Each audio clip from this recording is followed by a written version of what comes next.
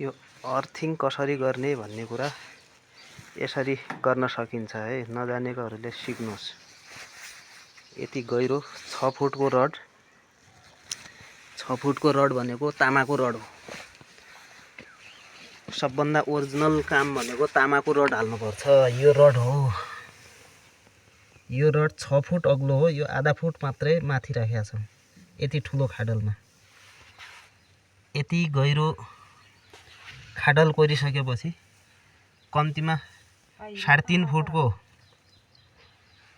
खाडल कोरिसकेपछि अलि गिलो माटो अथवा कमलो माटो, नरम माटो भएको ठाउँमा पुगेपछि यो रड ल्याउने। बजारमा पाइन्छ यो रड किन्न। यो 1 केजी 850 ग्रामको रड हो। यो 6 फुट अग्लो थियो।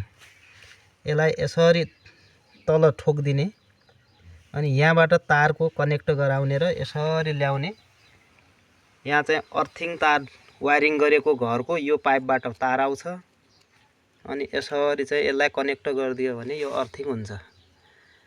उहिलेको जमानामा यस्तो काम गर्नलाई नुन, कोइला यस्तो चिजलाई प्रयोग गर्थे। तर अहिले ती जमाना छैनन् र यसरी चाहिँ यो अर्थिङ कनेक्ट गर्न सकिन्छ।